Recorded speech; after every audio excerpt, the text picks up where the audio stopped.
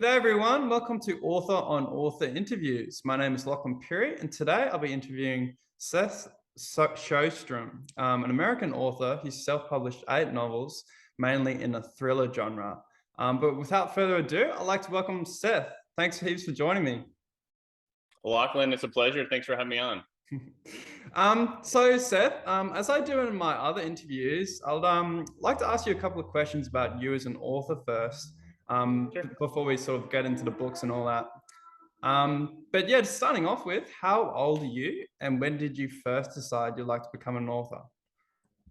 I'm 51, which really frightened me when I turned 50 because I'm like, I have so much I want to do, especially in the world of writing. I got Yeah. a lot to catch up on. Um, when I wanted to seriously become an author versus when I just started dabbling with it. When I look back, I think I started writing short stories and things like that when I was in fifth grade. Clearly not, you kind of write them, you do them, you have fun with it, and you forget about it. Mm. Years later, I started working on my first novel, and that book took me about 10 years to write. And I was probably 30 or so, late 20s, early 30s when I started writing it. So it took a while. I sat on the shelf, collected a lot of dust. But probably in the last 5 to 6 years is when I really wanted to make writing part of my world. So I really became very serious about it. I scheduled in, just like any other business appointment. I schedule time to write, schedule to market, do book production, whatever I have to do Mm. to continue to grow as an author and continue my career along on some sort of projection and trajectory. So Mm. Awesome, man. So tell me a little bit about your background. Where did you grow up? I grew up in Connecticut, which is in New England, the kind of northeast part of the country. And I kind of look at it as I grew up sort of idyllic, right? We had a family of five, so I had a brother and a sister. I was the baby. We had perfect seasons because that's what Connecticut has, and I just grew up pretty normal Mhm. life. My family uprooted and moved to North Carolina right when I was entering junior high. So I spent junior high, high school, and college in the Carolinas. I learned to surf and play in the water and grow in very different ways. Played Mm. sports. Was kind of a straight A type of student. Mm. And then jumped right into college. I tend to like to look for that next adventure. So 3 days after I graduated high school, I was packed up. I loved my mom and dad. Had no, real need to get away from them. But 3 days after I graduated high school, I was gone. I had Yeah. the car packed and on to the next adventure of college. 3 days after I graduated college, not that I didn't love my friends in North Carolina, but I packed up the car and moved across the country to Washington. And then, yeah, recently I just packed up the car again and moved to Florida, but have a much bigger family following me on this trip. So yeah, kind of been all over, experienced Mm. a lot of things. Like I say, I like that next adventure. So when I moved to North Carolina from Connecticut, it was all about experiencing everything North Carolina, so beaches and things like that. Moving to the West Coast, it was all about mountain climbing and hiking and Mm. getting into river rafting and all sorts of whatever I could put my body into perilous situations, and I would usually give it a go. Awesome. I love that, man. So as your writing has progressed, what's been your idea of literary success? Uh, there's different ways to quantify that, right? I can quantify it in the bank account, which I think I still got a little bit of work to do. Mm. But I prefer to quantify it when I meet people who've read my books and it hit them in some sort of way. Yeah.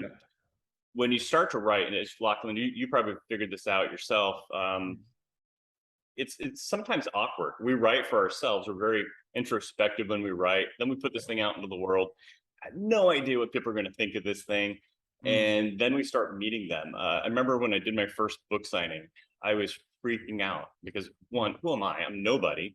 And I'm going to stand in front of this table, hawking my book. I'm going to sign it like anybody cares about my signature. And we're going to play this game and see how it goes. And but a couple things happened with the first book signing and every book signing since that I've just really fallen in love with. When nobody knew me, people would come up to the table and they would learn about my books, my characters, my writing process. So a lot of times it was, budding authors. It could Yeah. be, young children that wanted to write books, or it could be somebody older, somebody who wrote a book but never published it. And we would just talk about the process of writing and publishing. So that's a lot of fun. Once I started getting out there and people, I started having a bit of a following.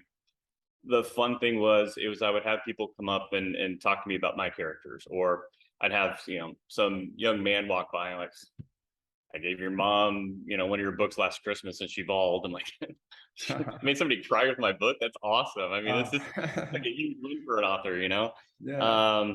But another book signing, sweet little old lady. I don't know what was going on.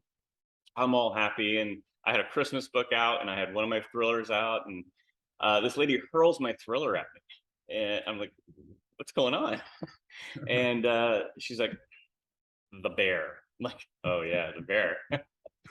She's like, well, how could you? I'm like, how could I what? She's like, okay, hang on a sec. I'm an author. This is fiction. I didn't do this stuff. If I was in the book, I'd have been the good guy, not the bad guy. Yeah. It was just hilarious. So I guess back to your question of how do we find literary success? I think it's touching people in positive ways. Yeah. I wrote that one scene in my first book called Blood in the Snow because I wanted people to really, really hate the bad guy. I was clearly successful since this woman threw a book at me. Yeah. Those are the fun parts of success. A couple of years ago, after the release of the first Penance book, um, somebody in the town that I was living at, their father was having like this birthday, and somehow she ran across me, and she's like, "Weird question. Would you attend my father's birthday party?" What? She's like, he loved your book.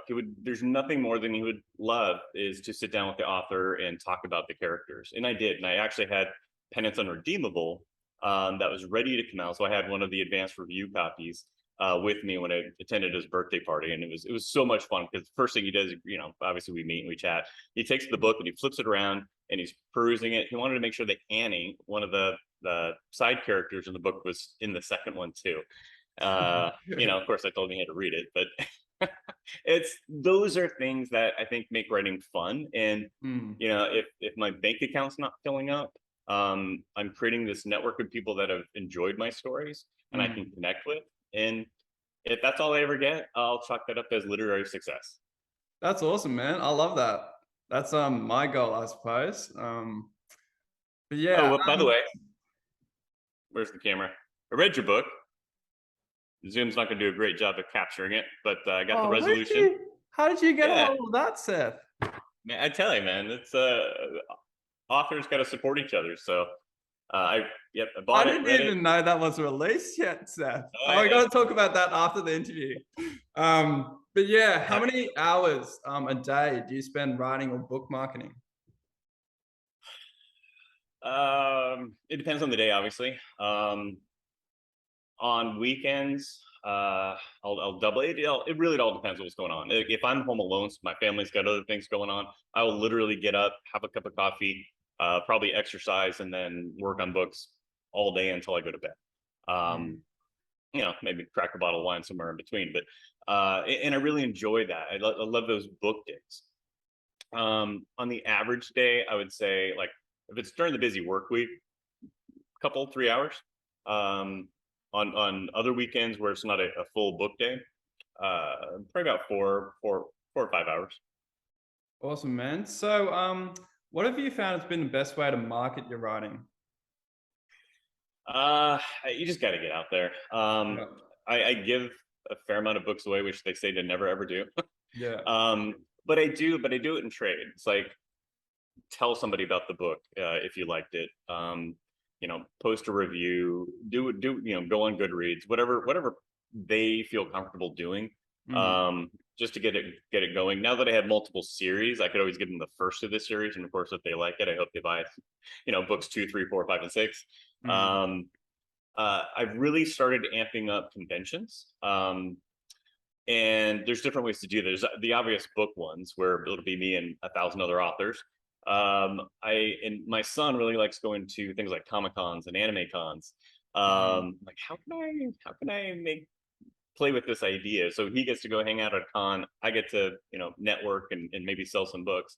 Mm. Like behind my head is the Dark Chase series. I'm like, Mm. I'm not sure about the other books, but Dark Chase actually fits the readers that attend the cons. They'll like that type of series. Mm. I have some very Hallmarkian books that I write during the holidays. I can't write thrillers during Christmas.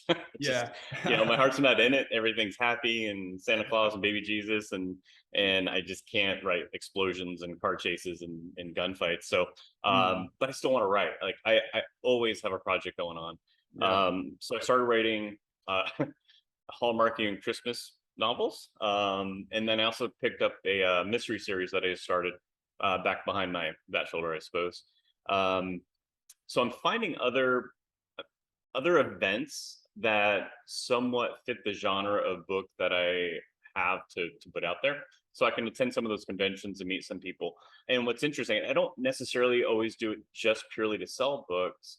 I like the conventions like that because you get all sorts of people from the media in there. So you get people who do movies such as yourself and screenplays. So I get to meet some folks in that part of the world.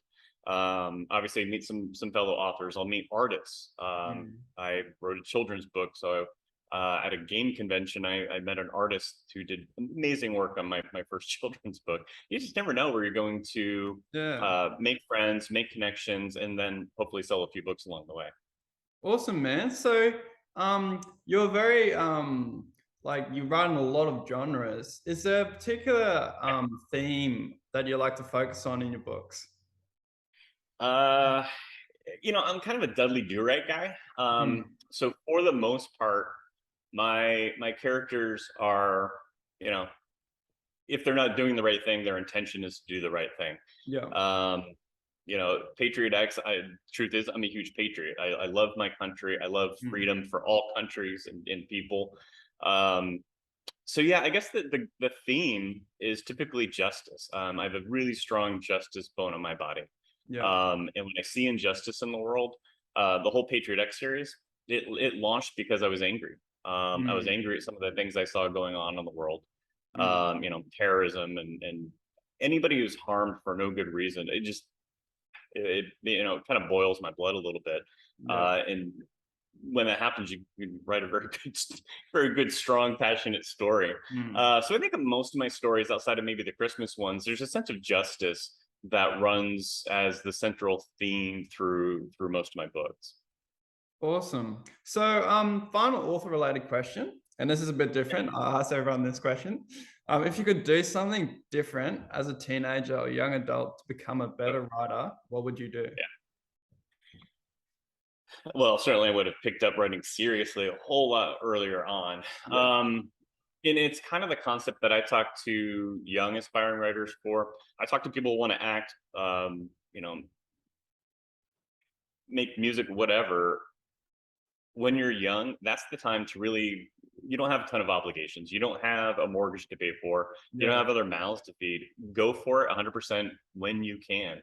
Yeah. As opposed to, when you're older and I got bills to pay and I Mm, want to pursue this dream of mine, mm, it makes it so much harder. So just yeah. make that leap early on and do it. I was a huge avid reader. And I can thank my second grade teacher, and I feel like it healed because her name's not going to pop out of my head. Mm, Of course, I am 51. But she was reading Alfred Hitchcock and the Three Investigators. So I love mysteries, and maybe that's where the sense of justice started coming from. yeah. And she would read these books, and that's what got me into reading. So I picked up and read the whole series. My parents bought me the whole series, and I read that thing over and over again. Um, as I got older, I started reading books, and like I would love it, but there would be a few things where, gosh, I would have done this differently, or I wish it ended that way. Yeah. And then there was a day where I'm like, you know what, big boy, all right, if you're gonna run your mouth, this guy worked really hard on this. Yeah. Write your own book. So I did, Yeah. Awesome, and it man. kept going. Yeah. So, getting on to your books now, I really like to ask a couple of questions about your thriller books because I love that genre. Um, so when and where were you first inspired to write your first thriller book? That's a funny question. I was out to coffee with another fellow writer buddy of mine. And the Starbucks was attached to like a Borders or Barnes and Noble or something like that. And so we got our coffee cups and we're just like going through the racks because a huge reader. And there's actually a Jim Brandenburg photo book. I don't know if Jim Brandenburg takes a lot of photos of like wolves and nature. And the front of his cover, and my brain kind of misread misread the cover, quite honestly. There was a picture of a wolf paw print. I believe it was in autumn, so it had like all these bright orange and yellow leaf colors in there. But my mind's eye quickly saw it looked like a bloody footprint, bloody paw print. Uh, that's all it took. That bloody paw print. My brain went on this little tangent of the start of my first thriller, Blood in the Snow, where the lead character is off in the woods with this dog, and they stumble across a bloody footprint from a wolf. They think that there's these, poachers. The poachers end up being part of a terror ring that's going to attack a convention taking place in Seattle. So all of that came from misjudging a Jim Brandenburg book on Right. a bookshelf in a bookstore, and off to the races. And I think that's how the brain works now, right? Like I'll drive down the road. Back in Washington, I would go around this big curve, and it dropped off like 1,200 feet to the river down below, Mm. a little guardrail. And as I go around the corner, I start thinking about my characters. I'm like, well, what if they were on that part of the bridge and I don't know, it was going to explode for some stupid reason? How would they, get out of it? How would they come out of Mm. that thing alive? And my mind would start playing with ways that they could actually, you know, get over the side with some sort of uh, rope attachment to help dangle them, and the bridge explodes and they're still alive. I don't know. Yeah. And it doesn't. I'll have that idea and I'll pull over on the side of the road. I'll jot it down. I have no idea where it's going to go. I don't know whether it's going to be that book, a different book, maybe I never write it. Yeah. But I'll just start jotting these ideas down and see where it goes. Love it, man. So, do you like to plan out your books, or are you the kind of guy that just likes to sit down and let it rip? Yeah, I let it rip once. I will never do that again. So no, I end up planning my books very carefully. My second book that I ever wrote, Blood in the Water, follow on to Blood in the Snow. I was a pharmaceutical rep at the time, so I actually had like a little PDA back in the days we had PDAs, and I literally wrote that entire book in patient waiting rooms, waiting to see the doctors I was getting paid to go, visit and talk about medicine or whatever. Mm, Um, and I didn't really have that one planned out. I just kind of let it flow. mm. The scary things when you let characters in your books take over the story, they will, and Yeah, they'll that's lead me down these right. tangents or rabbit holes that I, as an author, didn't necessarily plan on, Yeah. which was totally fun. But it was horrifying and scary. And when I have character arcs that I need to follow, arcs within the book, and then arcs within a series, I really got to rein that control in. So no, I'm an outliner. I like to outline the books. I'll have timeline plots. I usually have character imagery up so I can kind of keep everybody fresh in my head, make sure I've given all the characters the proper voices, and keep the thing flowing on a pretty regular basis. So no, I'm a planner now. Yeah, I'm the same, man. I can't let it rip. So, are there any particular writers or artists that you like to look to while writing your novels for inspiration? Yeah, that's a great question. I have some huge ones. One, I don't even think he's a book writer. He's written a lot of screenplays like yourself. Taylor Sheridan. I love Yeah. Taylor Sheridan, how his brain works, his stories, his character development. He'll write these very complex characters and very complex stories, Mm, and just find a way to make those webs so smooth and flow together, and at the same time have these moments where it just shocks the heck out of the reader or mm, out of the watcher. So if anybody's watched mm, Justified or Yellowstone, that's Taylor Sheridan. mm. um huge fan. When I started writing, I tapped into a lot of Vince Flynn, Yeah. God rest his soul. And then off of Vince Flynn, I started reading some Brad Thor. So there's some pretty big authors that I look to for inspiration. My first series, I think people tap into little Ludlum or Cussler. Um, but by the same token, while I like digging into their work for good prose and timing and pacing and things like Mm, that. mm. I've always really desperately tried to create my own world. Yeah. So I don't really try to follow um, anybody's particular way of doing things. Mm, I'm not literary, so I always get nervous. I do a lot of work on college campuses too, and so you get people from the English department, and they're very formal and reading the Mm, classics. I'm like, mm, that's mm. all great. I'm a storyteller. Don't look for like beautiful, magical prose out of me. Yeah, That's not what I'm here for. I'm here to tell a really cool story, and it's yeah, going to be fast, and it's usually going to hit you in the face a couple times, yeah, and we're going to get out of this with a good time. That's the style that I write. yeah. Awesome. So, talking a little bit about your themes in your books, and you touched on this before. What type of feelings are you trying to evoke from your thriller books? It can almost be like anything to do with excitement, I suppose. Yeah, the thrillers, again, it really comes down to that sense of justice, and it's not just the main themes, like the main bad guy. Um, I started thinking about this last year, actually a lot when I was writing Patriot Act's Insurrection.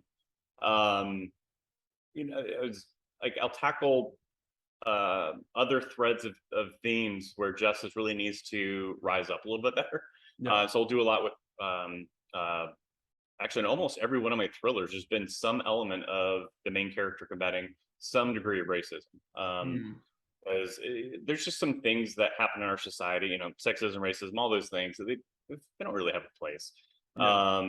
My characters, uh, other than, hearing it, ignoring it, and walking by, my characters are more to walk up and make their feelings known about Yeah. about some of the bad things that they're seeing in the world around them, and they're pretty much akin to do it.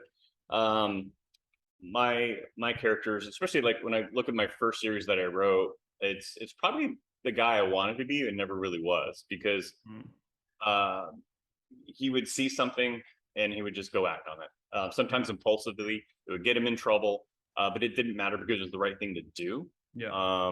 I wish I had a little bit more of that in my world. I mean, we have laws and rules and things that we have to follow that keeps us a little bit toned down. And there are days where I wish those seatbelts were released and you could just go take care of business when it needed to be taken care of sometimes. And that's what my characters, my thrillers do. They take care of business.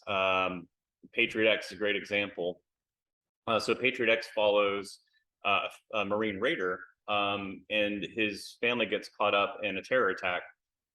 His own family, so a Marine Raider and his family Mhm. gets caught up in a terror attack while he's on his way back from a mission overseas. He lands, he gets the news. He's like, "It's supposed to be me." Yeah. Not that I wanted that to happen, but it should have been me, not my family. Yeah. And then because of politics and things like that, nothing's being done. So what does a character in my book do? Well, he goes and takes care of business that needs to be taken care of. Violence for violence, not really cool, but there's a time when push comes to shove. There's something's got to happen. Yeah. And unfortunately, my books there's a Yeah. little bit of violence that happens, especially with Patriot Act and Penance. Yeah. And Penance is the theme, so it's kind of I found it funny. My mom's always my biggest fan, so she gets to read my books just about before anybody else, maybe my wife. And after she read Penance, she's like, "Well, I really liked it, and I really liked the characters, but Seth, the violence." I'm like, yeah, there's a bit of a body count in that book. Yeah. Awesome, man. So did you find you changed as a person or while writing your books? Was there any new things you discovered about yourself in the process? Yeah. Sometimes writing a book is catharsis. I never meant to write anything but thriller books. I was going through divorce, and my son at the time was very very young, and I had this crippling image in my head, and I just dropped to the floor. I'm like, I'm gonna have Christmases without my son, Mm, and I was a wreck. I was blabbering on the floor, and it was just total train wreck. The song came on, and for whatever reason, the song kind of put a concept in my head, and I just started belting this book out. It was my first Christmas book called Finding Christmas. Um, and for me, it was 100% cathartic. What was funny in the book is the the main character was almost more childish than I flipped it from son to daughter.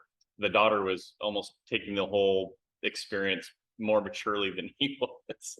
So she kind of like let him out of it. But me as a writer, for what I was going through at the time, the light bulb came on. It's like I can worry about the things that have happened, and things are kind of messy, or I can pick myself up, love those around me, and just move on, and move forward.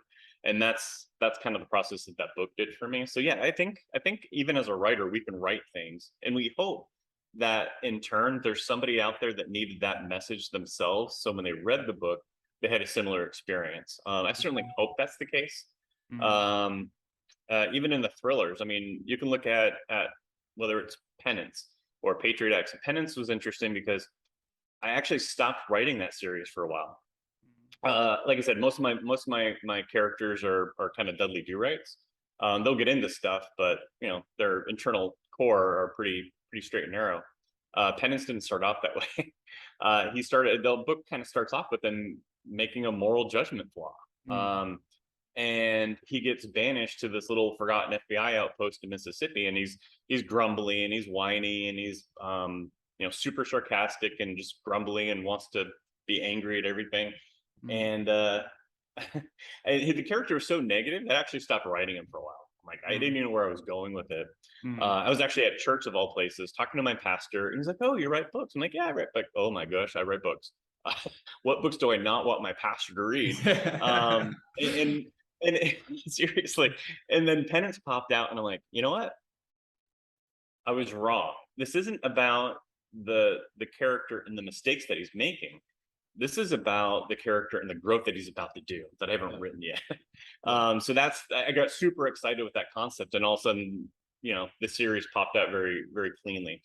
So each book he has growth, throughout the entire series. He has growth.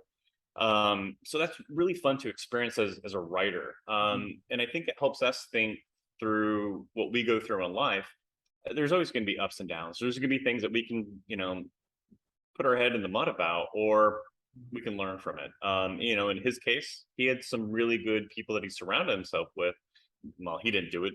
They were around them, almost by accident to him. Um, but he was able to leverage it. And they were so stinking kind to him. He couldn't help but to start to accept that kindness and friendship that they were given to him, and it started to pull him out of his, bad ways.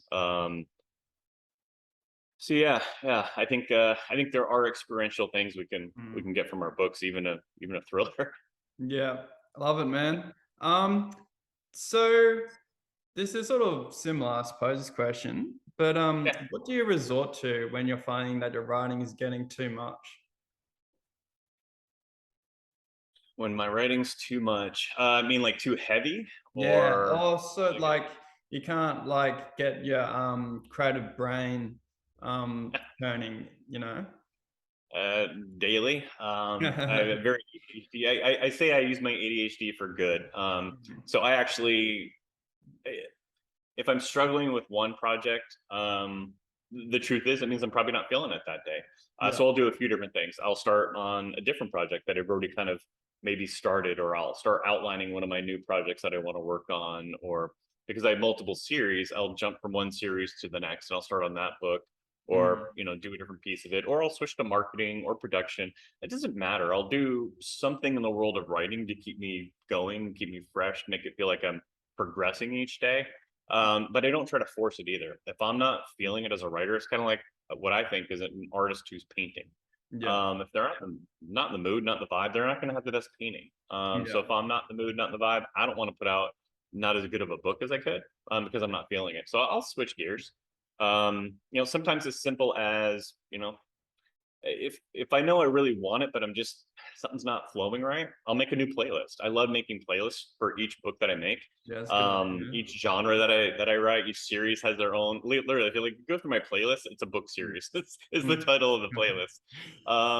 But it gets me in the mood, and I cannot tell you how often that works. The right song or two from that playlist, I'm like, I'm ready to go. Let's do this. Yeah. And I'll jump right on in.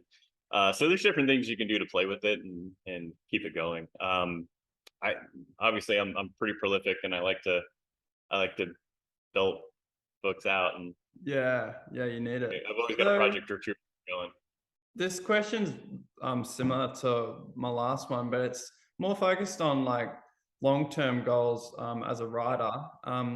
So from experience, I know that all writers go through self-doubt. How have you can like overcome that and continued on writing?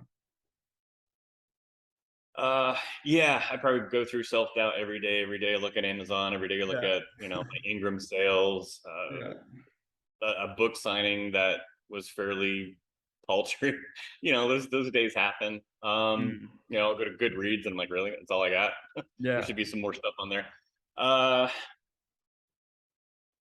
One way early on, um, both in style, how I write, and the topics that I write about, and how I develop my characters, and how I work through the publishing process and get them out to the world.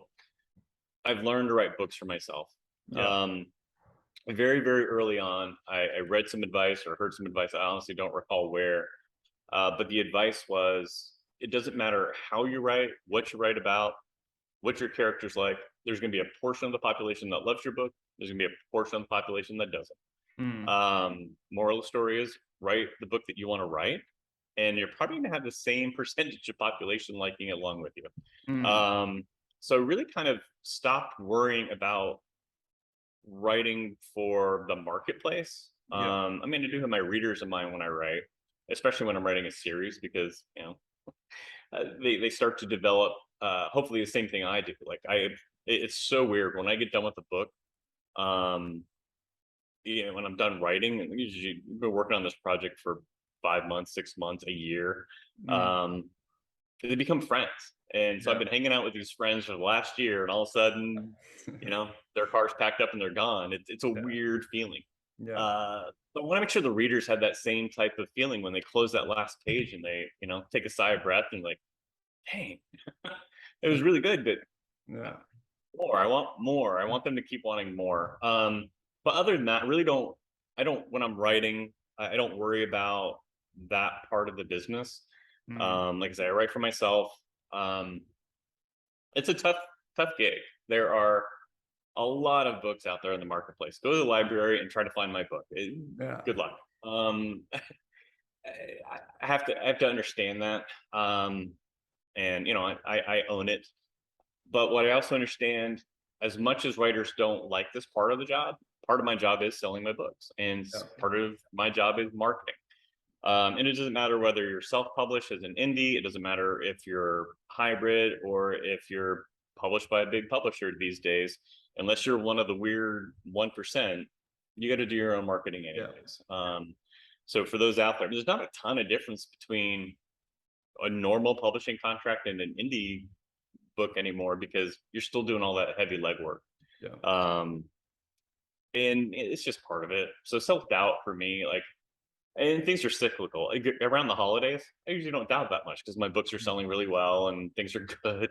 mm, Um, you hit those, like, there's trough months where it doesn't seem like any of my books are selling. It gets mm, really frustrating on that side of the business. mm, But I never let it slow me down in writing the next book.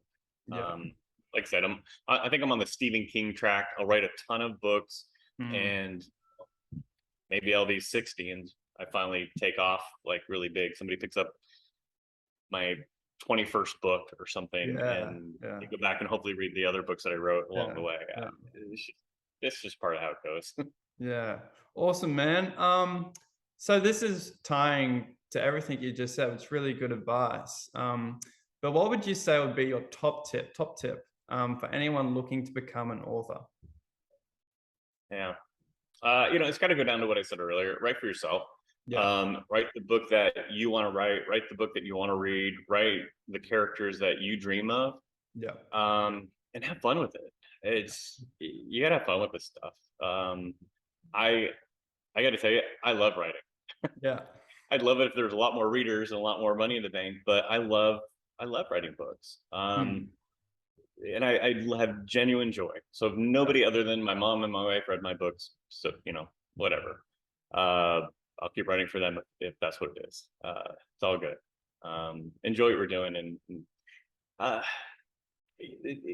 I think when you really enjoy it, and I think it pops out. So when I'm at a book signing, when I'm at a convention, once you get over like the craziness of what's going on around you, and somebody asks you specific questions about your book or your book series, I think the passion shows, and Yeah. it starts to flow out of you. Mm. And if you didn't write a book that you're in love with, you're not going to be very good in that Yeah, setting. that's right. Yeah. And they're going to see it and they're going to feel it. I've been to book things where I've watched some of the other authors, and sometimes I see both, right? I see some that I'm like, that guy's awesome, or that Yeah. lady, and just look at how they're owning the crowd that's around their table. And Yeah. I mean, sometimes I'll pick up the book. I'm like, really?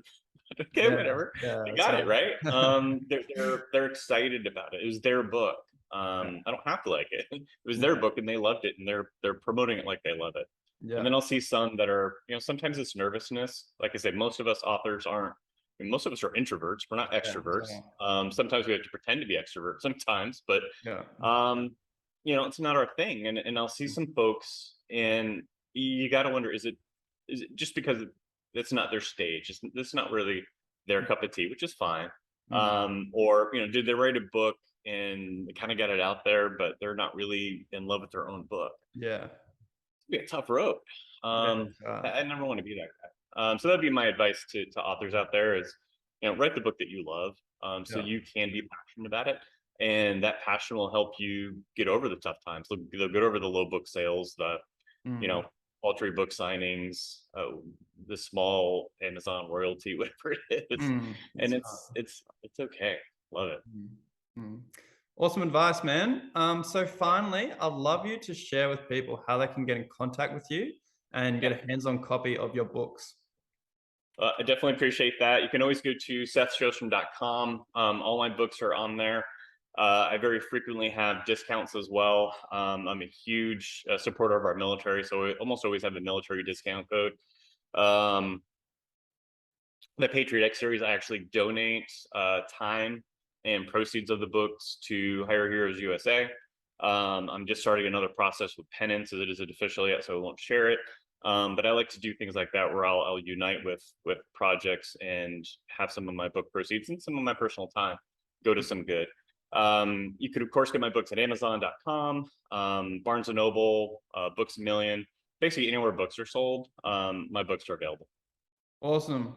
Everything Seth just said, I'll attach below so you guys can check it out. But for everyone, yeah, watching this video, make sure to do that. And if you'd like to meet other awesome writers like Seth, make sure to like and subscribe. And I hope to see you guys again soon. But for Seth, thank you so much for joining me today. It was awesome catching up with you. And I hope to talk to you again soon, eh? What's your next We book will. out? Is out. All right. Take care. Thank you. That's just Seth.